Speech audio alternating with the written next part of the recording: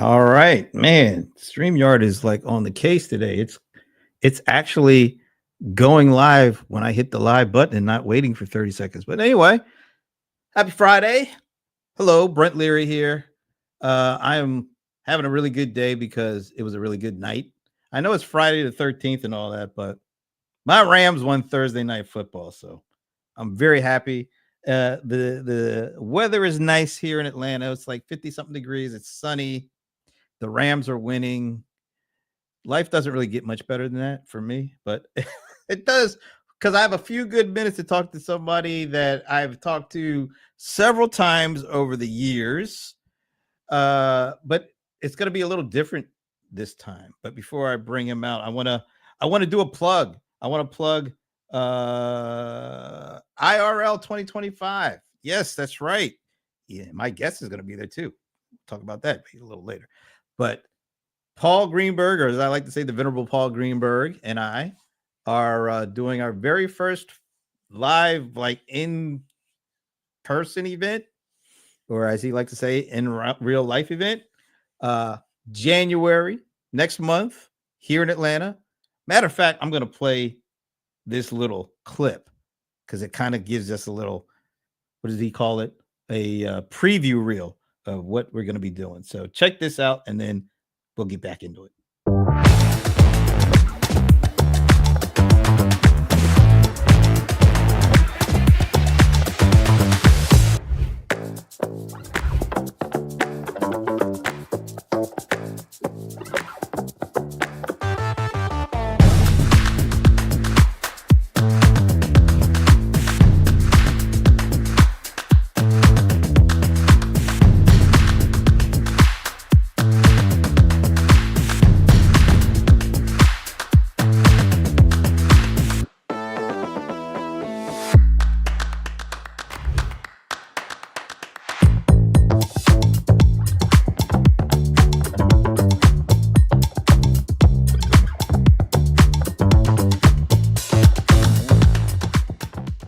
I like that.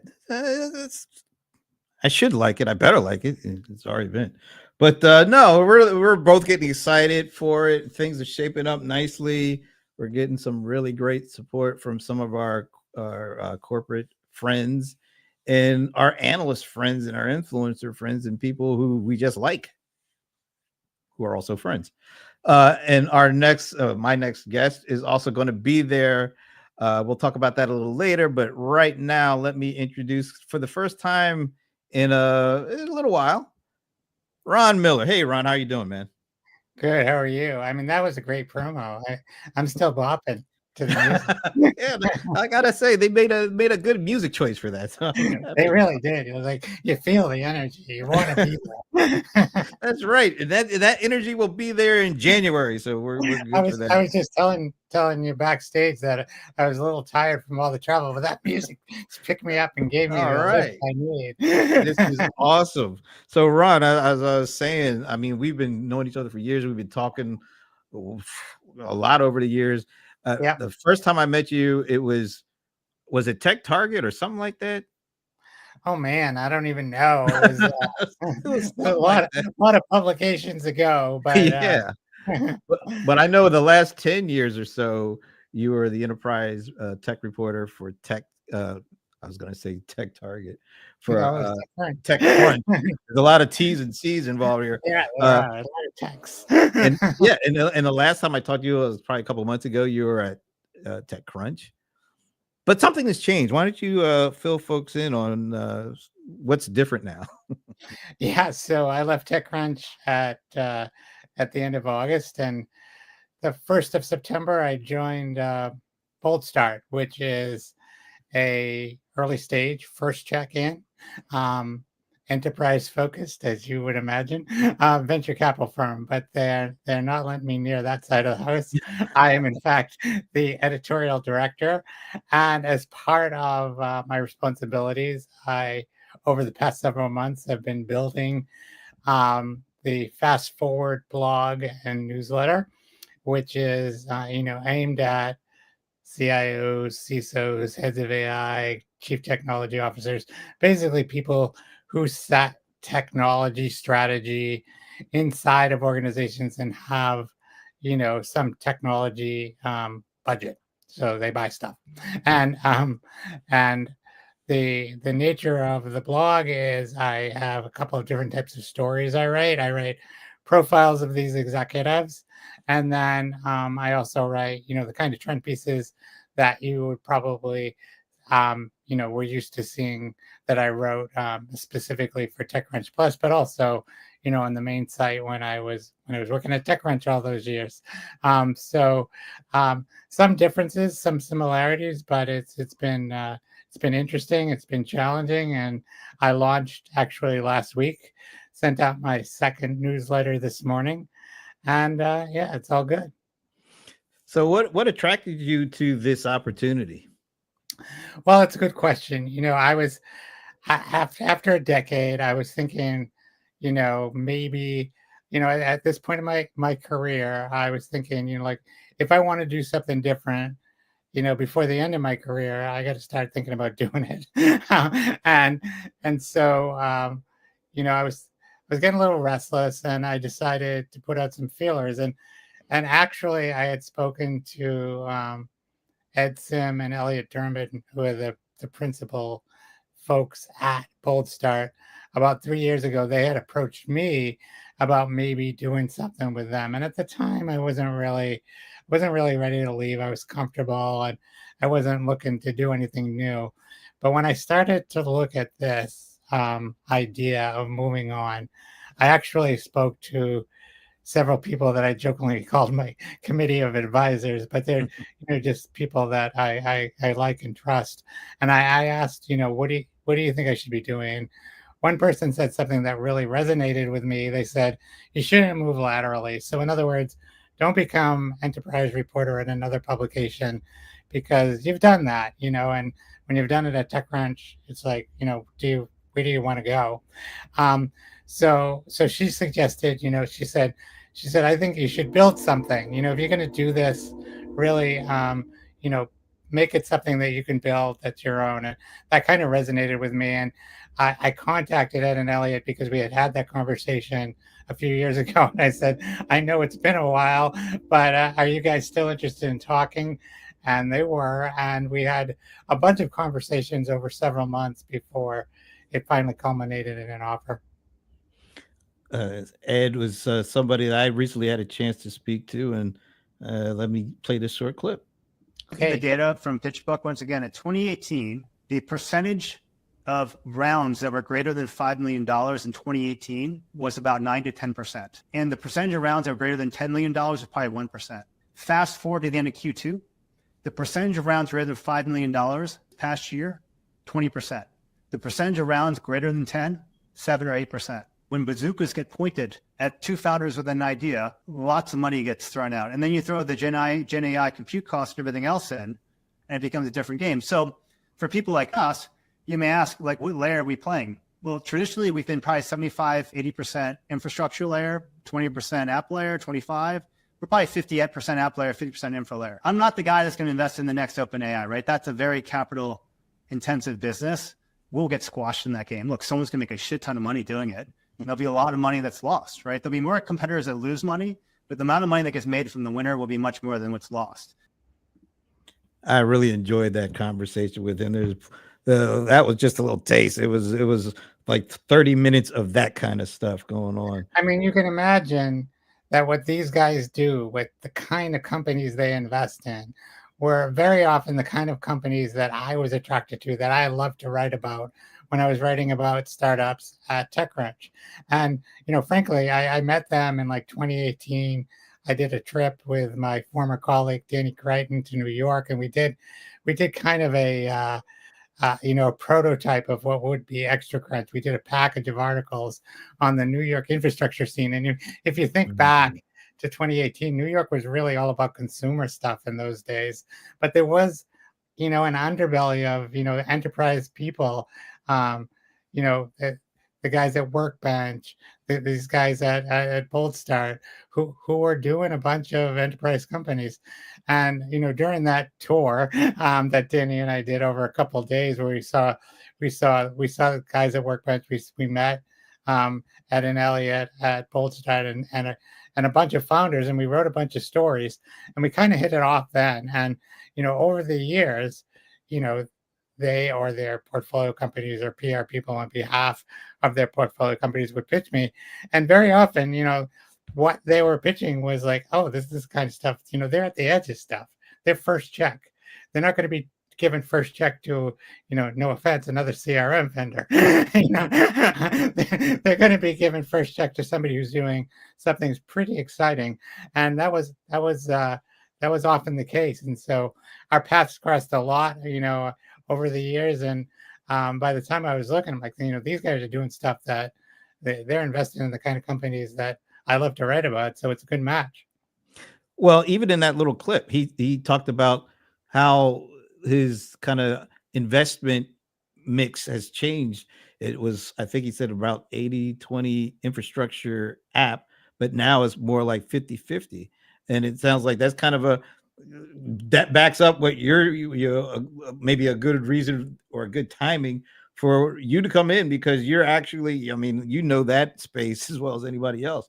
And it sounds like this is kind of a cool opportunity to leverage like the kind of the best of all worlds when you have your expertise, your interest, and it kind of perfectly aligns with how their investment mix is moving, and you get to build something that I'm looking forward to. I just signed up for the newsletter. I've been reading the FastForward on the blog there. It sounds like the timing couldn't have been better for all of this to come together.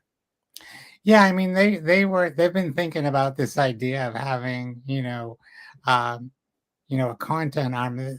When I had my conversations with them, one of the things that they were saying is they have, these events all the time, and then, like, oh, all this great content comes out of it, and there's not much they can do with it because they don't have time. They're on to their board meetings, they're on to their pitch meetings, they're on to, all the stuff that they do as investors, which is, keeping very busy. And, Ed puts out a pretty good newsletter himself, weekly on enterprise investing. But they wanted to do something that looked at what executives were thinking about, and what was making them tick. And from a this is very much a journalistic endeavor, but it's also a content marketing endeavor. And from the perspective that you want the people that I'm going to be writing about and talking to be thinking about, what's going on with the companies in the boldstart portfolio. And hopefully, by writing about them, talking to them, and eventually we're going to be putting on some events, maybe a podcast. But we just put together the blog and the newsletter. But next year, there's stuff on the roadmap, and as time allows, being only one individual, I'm gonna try and expand this. And it did fit well. And I think what I want to do, professionally, and what they needed, fit really well together. Alan Berkson is doing a shout out to the workbench there. Yeah. Now that's really interesting because I see a lot of folks doing a lot of video, a lot of podcasts, but I think I saw something recently. I think it was something that HubSpot put out, that even with all those different kind of formats popping up, newsletters seem to be the one that's even the most important of the formats. So it sounds like, once again, as more channels and formats come on and kind of gravitate towards us and try to grab our attention, something that's been around for decades, newsletters.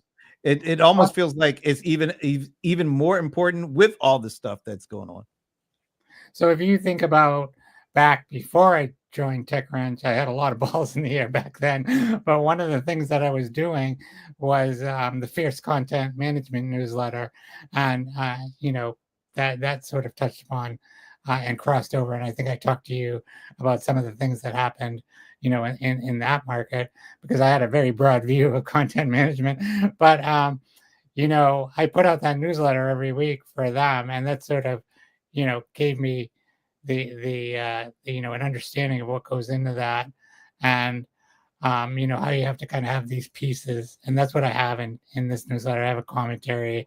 The idea is for the two to feed off each other. So I write stuff in FastForward. I promote that, and then the newsletter comes out. I write a fresh commentary for that every week. I have some links back to the blog and whatever I wrote that week. A few five news stories, which are just like 2 to 3 paragraphs, and some links to some interesting stories that I'm seeing around the web. And it's only 2 issues in, but I think so far it's working out pretty well.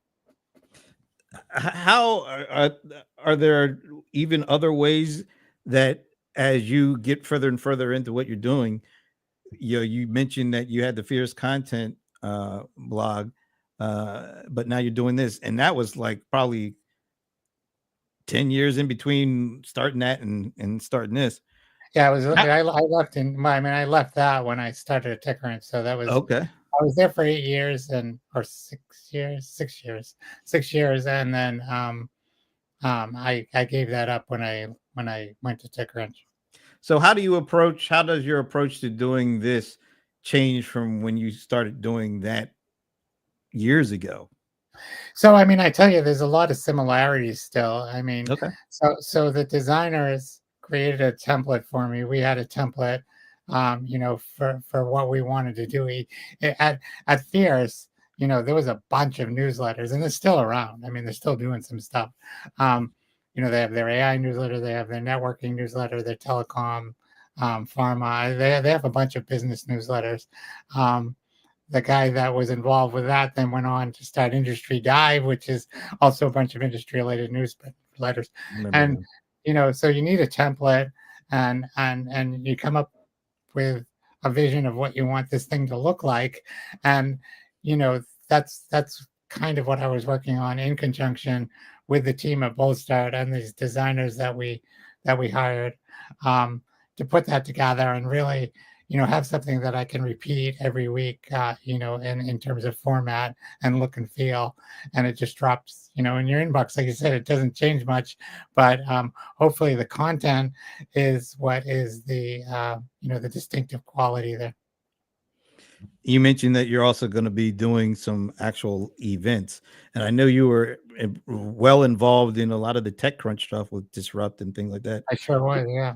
What's your vision for the events that you are going to do, and how is it different from like the approach that like something like a TechCrunch did? So like TechCrunch was big, even their smaller events were large. There are hundreds of people and Disrupt was, of course, thousands of people, and over 10,000 people the last one I did last year.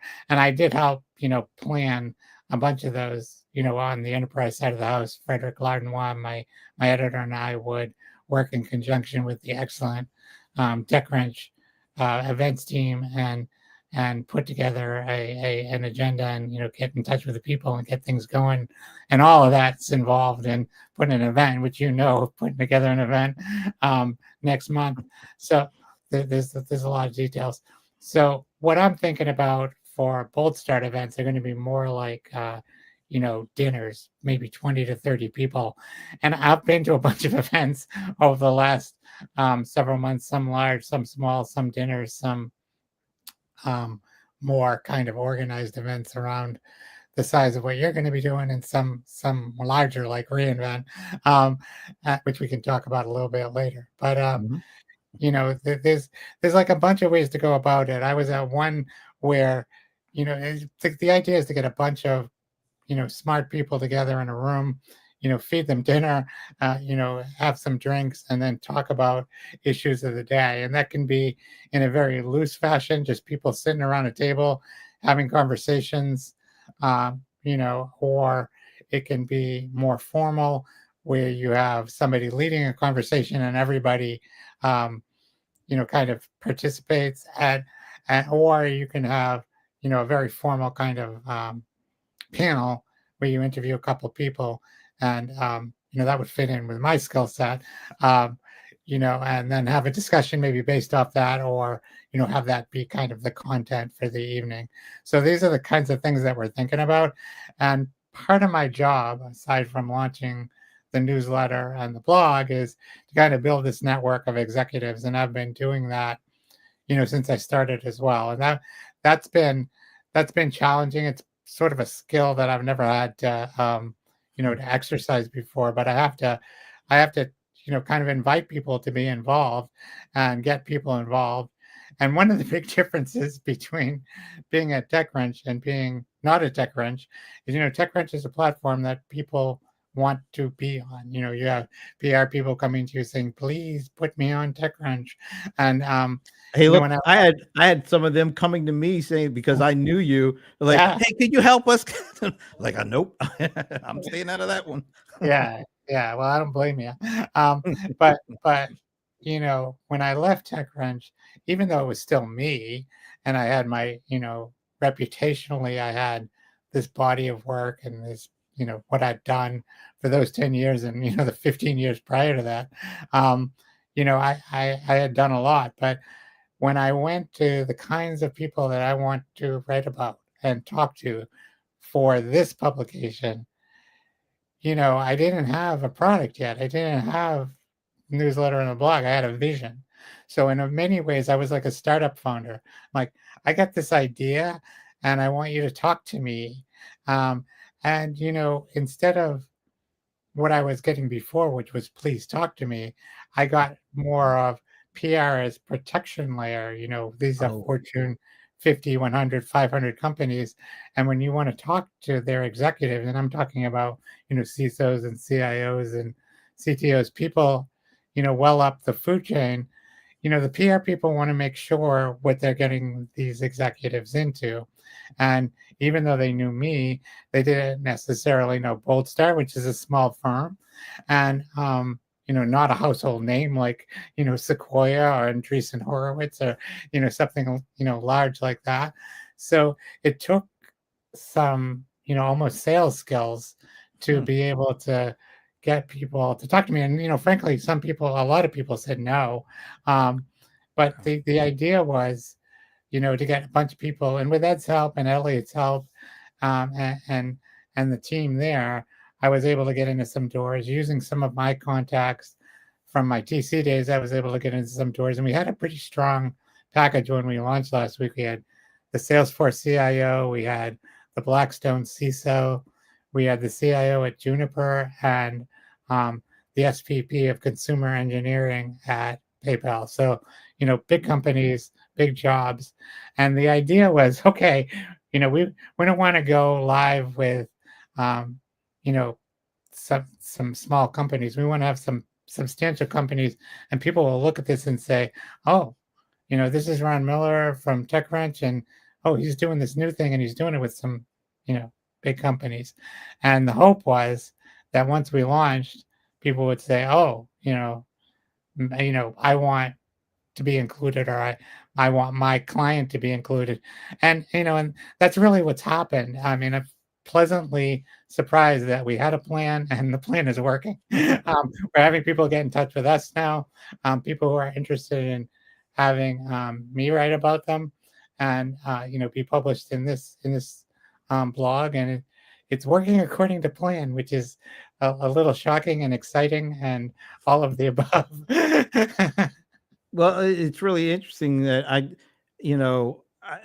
that you faced that kind of that PR hurdle.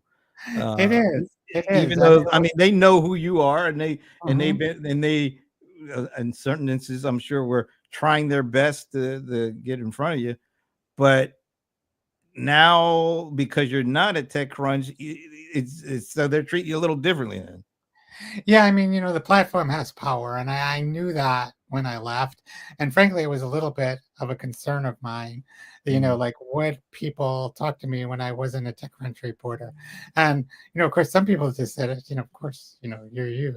Right. Exactly. That's We what I know was you. saying. Like, come on. It doesn't matter where you are. We will talk to you, which was nice. But there were people who are cautious, and honestly, I don't blame them for being cautious. These, like I said, the people that I want to talk to are executives at large companies, and they want to make sure that they know what they're getting their the people that they're responsible to into. And some people wanted to sit back and wait. Some people were willing to take a shot. So it's just different levels of risk taking. And I'm grateful to the people who spoke to me. I can tell you the first time I got somebody to say yes, it was like, when you have startups who have the gong and they bang the gong for the sale. That's what I felt like. I was virtually banging the gong. Now, you don't have to name names, but was there a company or a person that you had no problems with connecting with while you're at TechCrunch that was a problem now that you're not at TechCrunch? I mean, I wouldn't say that there was a problem. They did not talk to me, but there was some caution there. And I think now that I have this blog with 8 or 10 articles in it. Now there'll be more as we process and proceed. I've got a bunch of things ready to go. I just need the time to write. So I'm going to have, this is going to be a regular cadence thing. And I think once people see what it is, they will be comfortable, participating. How is it writing, doing this where it's really your creation from the ground up and you're, writing about it versus like what you had to do when you're at TechCrunch? Because I mean, I'd be sitting next to you at a conference and I'd be just be doing one of these things. And then I would get a notification on my laptop. It's like, Ron Miller just published it.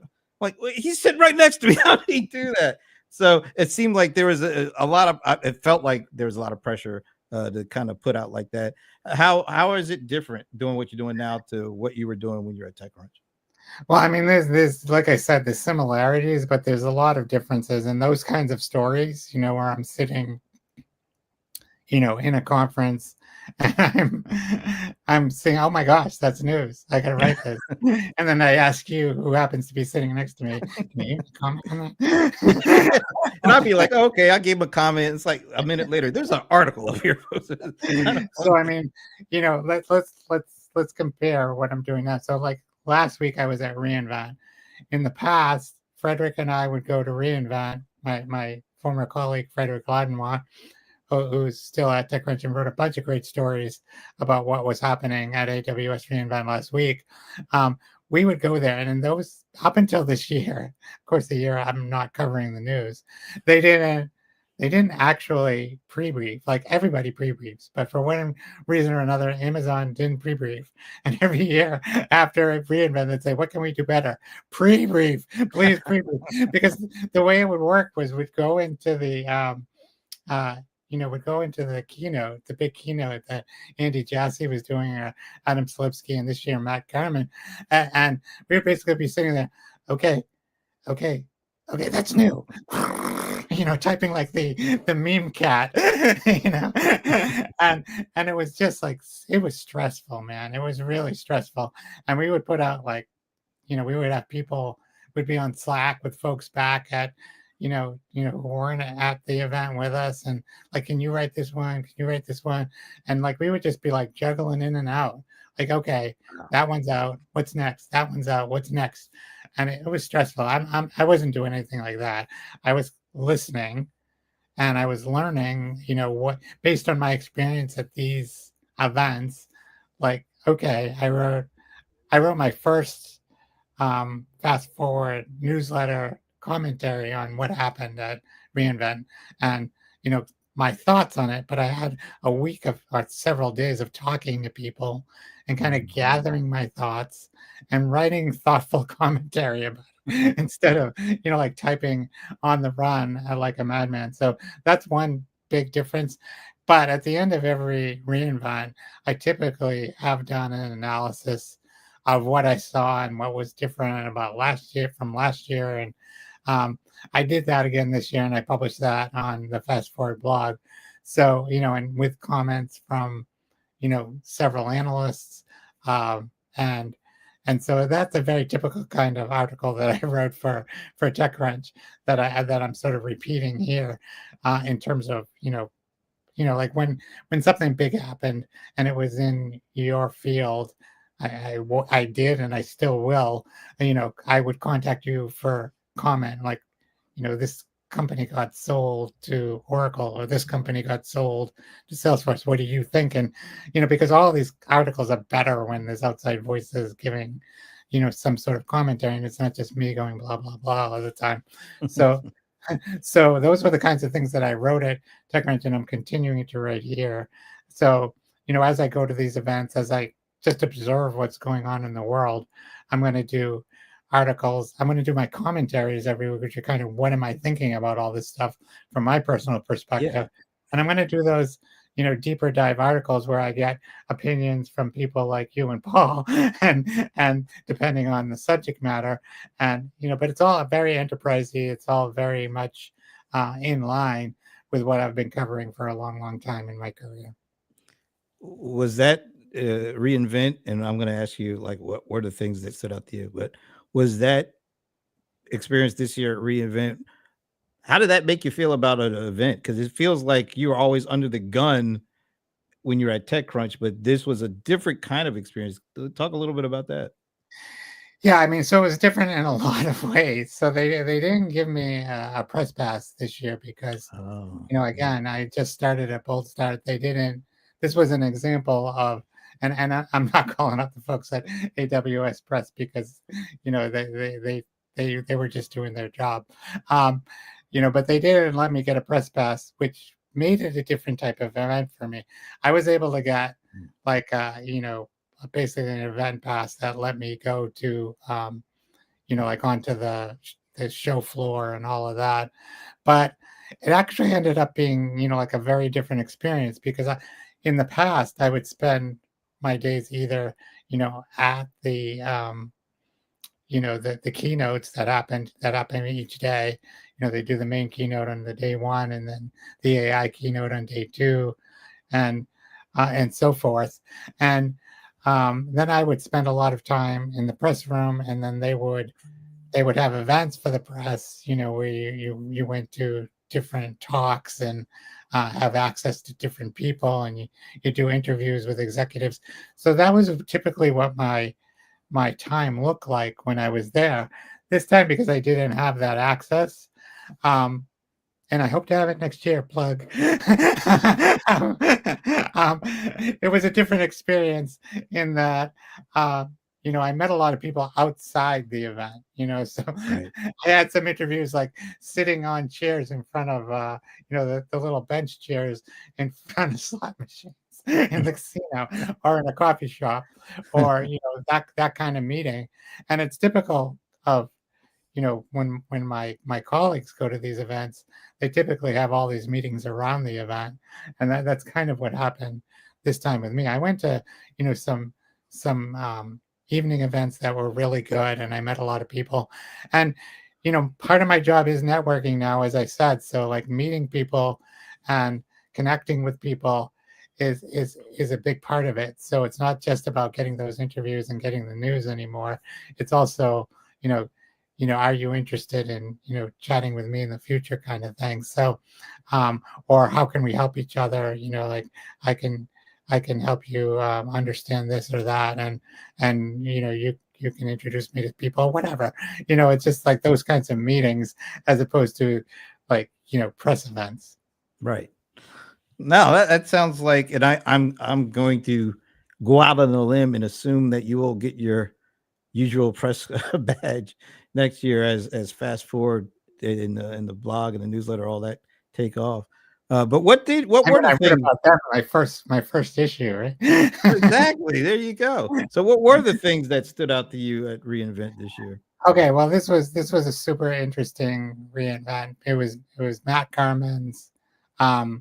I keep on calling him Mike Carmen because Mike Carmen was a pitcher for the Red Sox in the 70s. It always comes back to the Red Sox. It does. By the way, that game on Sunday with the Rams, that was Yeah. such a great game. I mean, Stafford was on fire, but so was Josh. But I mean, it was incredible. Anyway, I digress. So what stood out? First of all, it was Matt's first reinvent, and he had a different style from Adam, who had a different style from Andy Jassy, who was the original CEO of AWS. before he went on to take over for Jeff Bezos Mhm. as to run all of Amazon. So there was that, and Matt has his own style, and what he did, which I thought was really really good, was he like took everyone back to AWS's roots. It's an infrastructure company. We do compute, we do storage, we do memory, we have chips, custom silicon. We, we have a lot of tools that you guys can use. And like for the first hour, he didn't even mention AI, And Wow. it's funny, I put a thing on LinkedIn, which you may have seen, where I said, wow, this is such a stark contrast to Google Cloud Next, where they didn't mention, it's like, I was like, what's going on? This is an infrastructure company. Where's their infrastructure? All they talked about was AI. And, that was their approach. But then come the second hour, they started talking about all the AI stuff. And if you go back to last year, there was a perception that Microsoft was really ahead in the generative AI game, right? Yep. They had made this genius strategic decision to team up with OpenAI, and Satya looked like he was a genius. I mean, he's done so great since he came on in 2014, but that decision was put in stark contrast to what was going on at reInvent, which there was an announcement about Bedrock, and I want to come back to that, but the which is their kind of LLM management platform, but they were not in the conversation last year. It was just like, what's going on with AWS? They've always been the innovative ones. They've always been, and suddenly, to use a sports metaphor, they're back on their heels. They're playing catch up, Right. and they're in the corner. So, and and I wrote about that when I was at TechCrunch at the time, and I wrote about that dynamic and what people were observing. But I was also feeling in the back of my mind that at that point in time, it was so early, and when you look at where enterprises are even today, and you look at how and I don't have to tell you, you've been in the enterprise business for many, many years, they don't move fast. They move deliberately, and even Glaciers move faster than right, right. So I mean, I always had the feeling, with the resources that Amazon has, and the number of engineers that they have, and the number of really smart people they have working inside that company, they were going to do something, and they did, And so Bedrock, which didn't feel that huge in comparison to, oh my God, Microsoft has almost an exclusive relationship with OpenAI, in 2023 to, well, leap to 2024. First of all, they're building their own large language models now, which they announced at reInvent. Now, I don't know how good they are. I don't know, how effective they'll be, but they're in the game, right? They're in the discussion, and they weren't last year. And then when you look at Bedrock, you can plug in any model you like, except for OpenAI, into Bedrock, right? And I'm sure, like going back to Microsoft, that Azure allows you to plug in like different models too. But Bedrock is like a tool that's been created to not only let you manage your models, but do things like kind of turn the dial between like accuracy versus cost versus like what task am I doing, and like what model, if I what model is going to be best given my particular circumstances and given my desire to control cost, or is my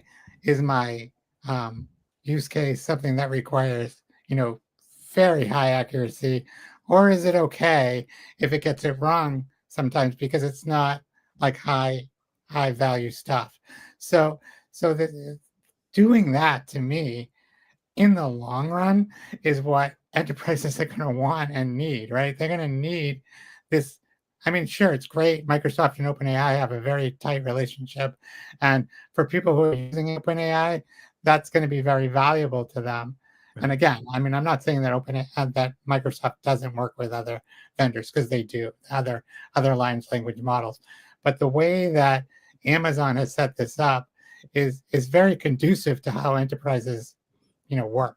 And I think that was a big difference this year, that Matt was able to come out, show, we are a infrastructure powerhouse, and this is how we're going to help you with your AI projects, and this is the tool that we have to manage your models.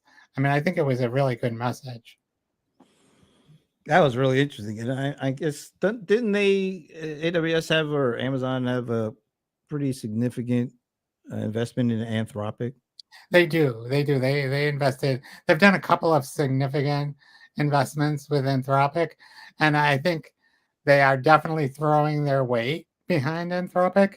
But I think, I mean, this is my perception, and it's just my perception, so I don't want to say this as gospel, but it feels like the relationship between Amazon and Anthropic is, a little different than the one between Microsoft and OpenAI. I mean, first of all, the money is significantly different. I mean, it's still billions, but it's fewer billions. And like I said, because of Bedrock, because of this kind of ability to manage multiple models.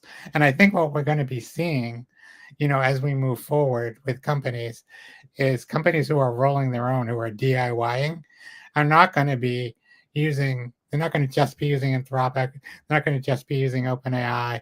They're going to be using a whole host of models, large and small, open source and proprietary. There's going to be a bunch of things in play to make a bunch of different things happen, especially as we get into agentic AI. You're going to need, very specific models that do specific tasks. Yeah, no, it's And that's going to take management, right? You're going to have to figure out a way to control all of those. And then, you have SageMaker to manage data. And a lot of people are a little confused about where they come in. And that's my take on it. Again, my viewpoint, not necessarily gospel, is that SageMaker is more for the data management side, data science side, and Bedrock is more for the LLM management side. As you take that data and you plug it into a model, what is that going to look like? Yeah, there's been so much discussion around, how do you optimize your LLM usage, and from the different kinds, from large to small to narrow to industry specific. Exactly. All these things. Yeah. And I mean, as you get into agents more, which is, of course, the big thing that everybody's talking about, and it's all Salesforce talks about now, is Agent Force. But we're just at the very edge of this. You talk about generative AI. I mean, it's 2 years since the release of ChatGPT. Not many people are working with agents. Certainly, nobody's working with them at scale, and you're going to have a lot of models in play once you start using agents. And we could talk about one thing that I've been thinking about, which is the whole management of all these agents once they start working, and you have agents from, Salesforce, and you have agents from Amazon, and you have agents from small vendors.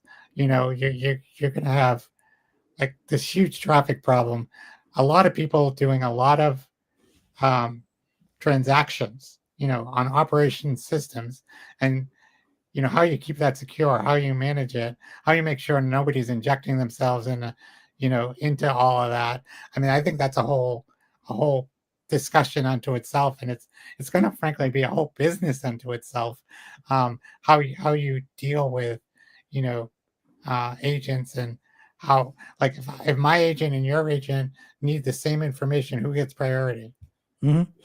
Yeah, it's instead of journey orchestration, I can see agent orchestration, because do you have like the Lord of the agents, where one agent rules them all, and Right. has to figure out a way to, optimize, and when to pull in what, and what sequence you needed. And yeah, it's going to get interesting. It's going to get very interesting. And I think there's just a whole, I've been comparing it when I talk to people to Kubernetes, and, which was, it required a level of orchestration. Like, when do the containers run? When do you like make them disappear because you don't need them anymore? They did their thing and they're gone now. Which container gets priority? Inside the container, there are services that are communicating. Suddenly we needed service meshes. The whole security layer, like I said, there's going to have to be a security layer when you have probably large sums of money changing hands without a human ever being involved. There's just going to be a lot of complexity there that we saw develop around containerization. And, from when Docker first, released their containers to when Google open source Kubernetes and that whole ecosystem of tooling developed around that. It was super exciting around 2016, 17, 18. And I think we're going to see a similar kind of really frothy startup environment around agents, not just creating agents, but managing agents and, creating standards around all of this stuff. There's got to be like a common layer, and then, you build up from that, because if you don't have that common stack, it's going to be chaotic. Yeah. I can see there being a lot of chaos before it quiets down. Yeah, well, it's going to be a huge thing. And people say agents will, simplify things. And like every other technology that's ever come around in the enterprise, on one level they have the potential. I mean, just cloud. On one level, that you don't have to manage all that infrastructure yourself. Better. But then there's all that complexity around, like, well, what does that mean when I have a hybrid environment? What does that mean when I have multiple vendors? All of this stuff becomes like, nobody thinks about it when they're thinking about, oh, wouldn't it be great, just dial up resources? Yeah, it would. But then what happens, like, when people don't shut them off? Exactly. Yeah, it'll be interesting to see how this all plays out. And I'm glad that we're back to being able to talk with you, because you had to go stealth there for a while. We wanted to keep it quiet until until the blog came out, and now that it's out, I'm happy to chat with you anytime about all this stuff. Awesome. Well, one last question I have to get to the because it's big news, even bigger than like all this tech stuff. Bill Belichick, Oh my gosh. head coach of the UNC, what are they called? Tar Heels. The Tar Heels Mhm. of UNC. What do I mean, as a longtime Patriots fan, what do you make of that? I don't know. It's pretty bizarre to me. I think the NFL suffers without, whatever you think of Bill Belichick.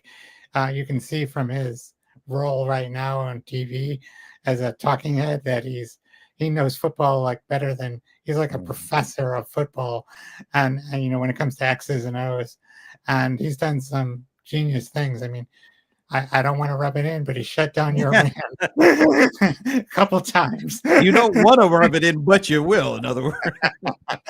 But him going to college when he's like, what, 14, Yeah. with Schuler's record, is very surprising to me. He was on the sidelines like with the Colts in the 70s. Right. He was, when he came out of college in the mid 70s. Yeah, he worked for the Colts, as like a gopher. Yeah. And doing whatever the coaches needed him to do. And he is who he is now. It's funny. I saw the other day, I was at an event where Jeffrey Katzenberg was speaking, who's former head of Disney. He was, did The Lion King, and he did The Little Mermaid. I mean, he's had some of the biggest hits of all time. But he was talking about his humble beginnings, and he was like running coffee for people, and that's how he got into the industry. So that's what Belichick did too. He would be like going to get coffee, and just listening and running film and all of that stuff. And, he became one of the most successful, one of the most successful head coaches of all time. So very surprising that he's going to a college program. From what I understand, there's a lot of room on both sides to, to get out of it if he chooses I think in some ways this is about control, and he gets full control of the program. He had full control of the program at New England, which was great for a while and wasn't so great at the end. And I think he still wants his control. If I were an owner, I wouldn't want to give him control of the draft either. Yeah, I mean, at some point, even though as great as he was, he's getting on up there. It's kind of He's hard. 72, yeah, and it's like, how much longer can you? It's like being a head coach is not like you go in for 8 hours, you go home. It's like 20-hour days. Yeah. So, but being maybe college, this is great because he's gonna have the run of the mill. I mean, he's probably got all the control. You can put the fear of God in those kids. Sure. And he can do it because he can say to them honestly, I know how to get you guys there if you listen, if you do what I say. Yeah. So, all right, Ron, and once again, we will see you next month at the IRL 2025. I'm really looking forward to it. And we are finally nailing down some of the specific details around hotels and all that kind of stuff and flights. And so I'll be touching base with you tonight. But we're really excited to have you. And I'm excited to be there. I appreciate you having me. Yep. And I am definitely excited to be talking with you again, doing these because there's always good stuff coming out of there. So have a great weekend, and everybody out there have a great weekend. And I will see you next week with a few more good minutes. All right.